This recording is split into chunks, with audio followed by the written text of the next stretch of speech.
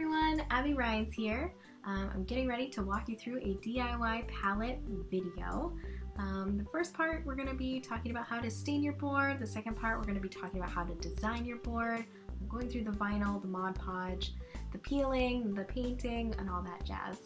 We're here to have fun. Feel free to pause this video whenever you'd like, watch it all the way through, and then do it on your own, whatever you really want to do with it. Okay, let's get started. Alright, so I have a kit for you guys. Inside your kit you'll have your sanded board, you'll have a thing of Mod Podge, 3 sponges, and your stencil. If you need any other materials, please feel free to ask. If you are somebody who's going to get them on your own, you can find most of these materials right at Walmart, Hobby Lobby, Lowe's, or Joann's Fabric, all that. Hopefully by the end your stencil will turn into something beautiful like this. Alright, so let's get started on staining. You are going to need these materials. You're going to need your palette. You're going to need your choice of stain. Again, get those from Walmart, Lowe's, Home Depot, Joann's, Hobby Lobby.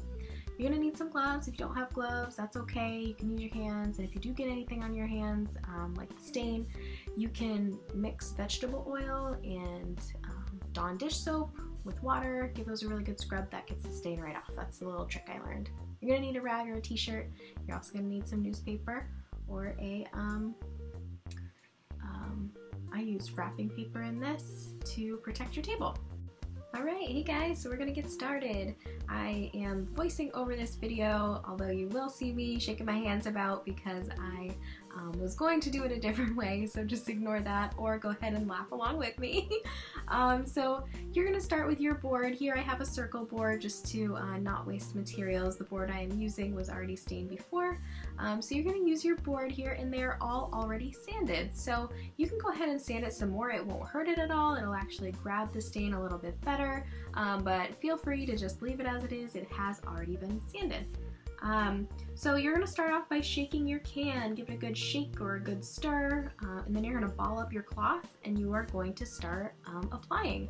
I always start really light, try to show myself what the stain is going to look like on the board, and then I add more stain as it goes. So always start light, that's my recommendation to you, and then you can apply more if you want a darker coat. You cannot take off the stain once it's been on, so just start light and go heavier as you want.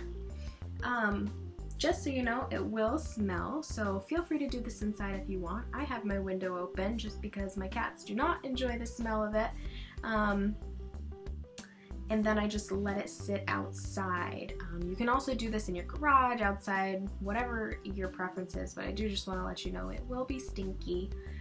And also, when you do let it sit outside, go with whatever the can recommends. Some of them say, you know, an hour to 3 hours. I usually let mine sit 12 to 24 hours, but it is completely up to you. I find that after 12 to 24 hours, there's no real grease residue left on there and my vinyl sticks a lot better. So I recommend 12 to 24 hours, but if you're in a time crunch, I believe 3 hours will do.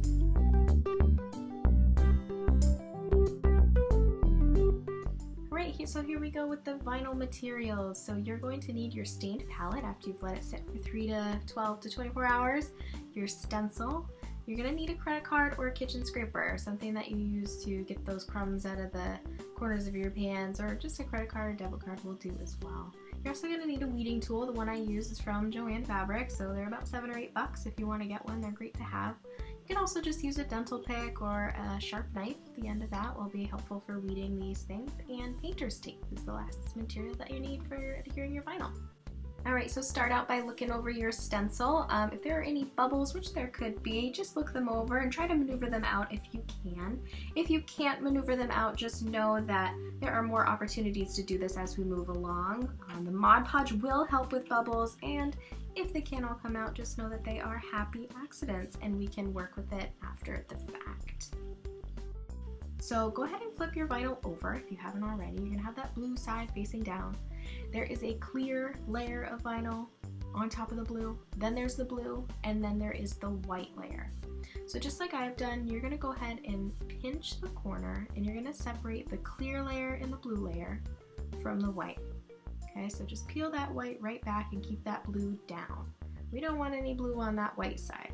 Okay, so if a little bit of blue comes up, just like it did in that corner right there, you're just gonna put the white back over where it was and give it a good rub with your fingernail really, really hard. Okay, then you're gonna apply some pressure, really good with that finger down, okay? Pressure and peel at the same time, then pull back. You don't want to just take that blue and put it back on your own. You really want to put the white all the way back down where it was and rub it out, because again, we don't really want those bubbles. They do happen, but it's easy to avoid them if you just put the white back down. Oh, there's another blue piece coming up, so I'm going to put the white back down and just give it a nice little rub with my fingers and my fingernail.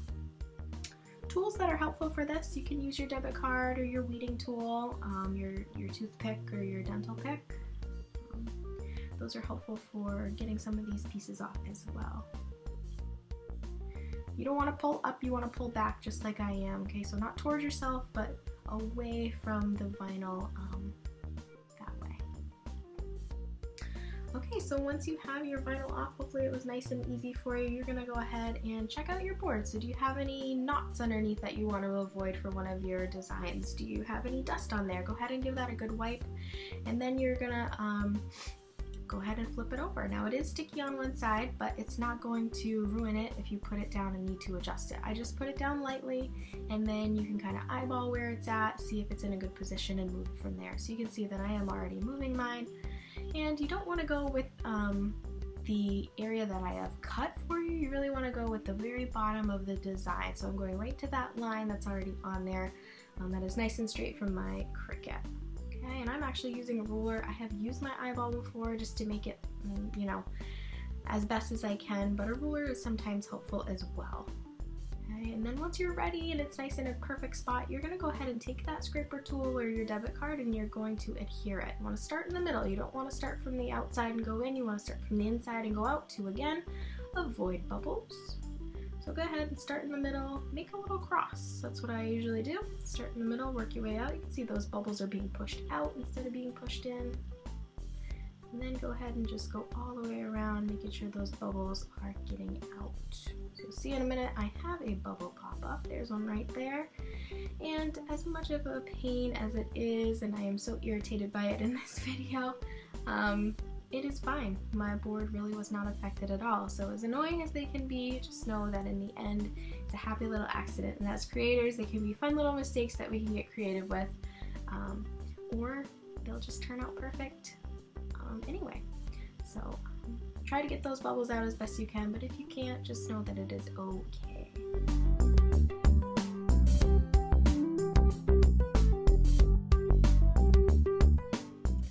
Now you're going to start in the corner and you are going to start peeling off that clear layer. So you're again going to peel back. If any blue pops up, you're going to go ahead and put that layer back down and push it down with your fingernail until that blue stays right back down. If there is too much excess, I go ahead and I cut it right off, get those scissors in there and get that out of the way. But you don't have to. Okay? It's just sometimes easier, especially if there's paint on one side, like we'll find out later. So again, use those scraper tools, use that debit card if you need to, or just use your hands, get right in there. Super fun. This should be a lot easier to get that clear layer off of the top. Alright, and if you're like me, painter's tape is your friend. So anything around the edges that you feel like you might paint outside the lines, you're going to go ahead and put that painter's tape right on top of it. And I go around the entire edge because there's a lot of really close edges there. Feel free to do it to just a few areas, whatever you're comfortable with. So I use plenty of it. You can get it right at the Dollar Tree.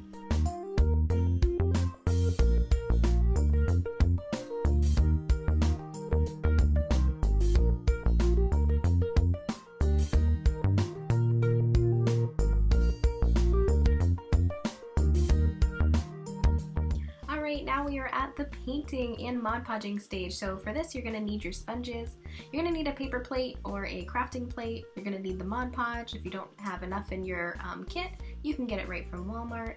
You should have plenty though. Your paint choices, go ahead and grab those. You can get any paint out there. Chalk paint works the best, I think. Then you'll need a paintbrush as well. Alright, so here I am getting my Mod Podge ready. So there are some really important steps to know. First, I'm showing you here, you want as little on your sponge as possible. So if there's any white showing up, you did too much. You want that to show up clear on there. The reason for that is because we don't want this to take a long time to dry. This is a fairly speedy process. Of course, this is really speedy on the video. But you want this to be drying fairly quickly so you can move on to the next layers, and so that Mod Podge and the paint that you'll be putting on doesn't all adhere together. So other things to know about this process, you want the thick end down for your sponge. You don't want to do it with the skinny edge of your sponge, you really want to do that thick end.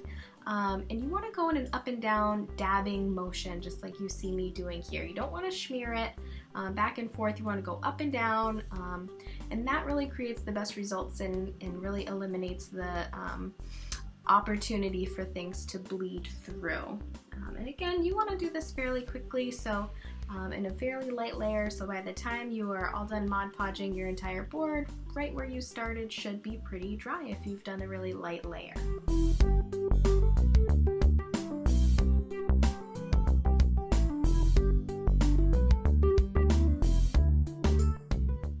The next question that many people ask is, when should I start painting?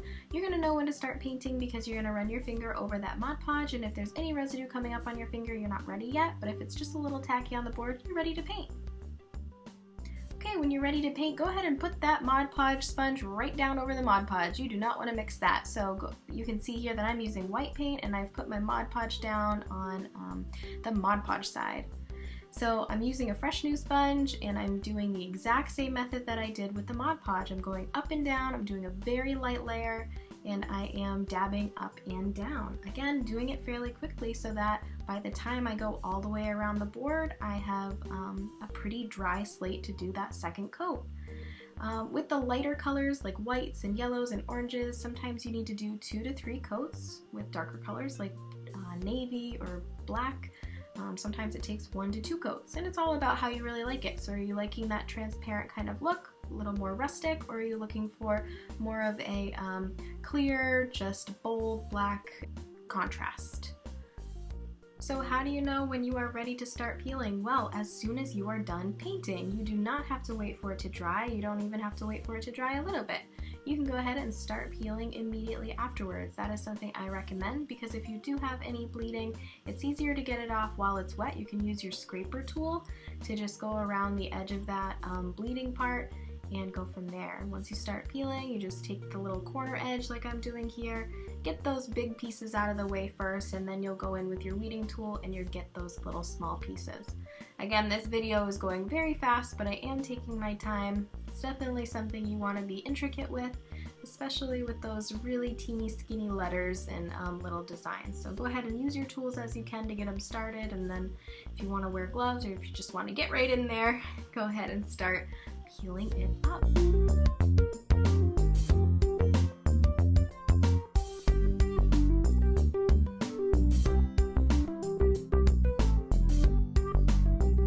Once you have peeled everything off, it is common for there to be sometimes little happy accidents, but here are some ways that you can overcome some of those. So that scraper tool that I'm using right there, really helpful for getting at anything that is still wet. You can use the tool, your knife, the edge of anything like that to scrape off any excess.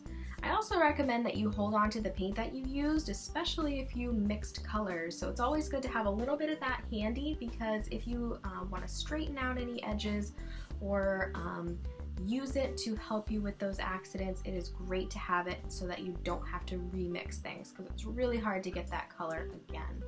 You can also hold on to the stain color. That's a great thing to use if anything was colored outside of the lines or bled out. Use that stain to your advantage and you can cover it up.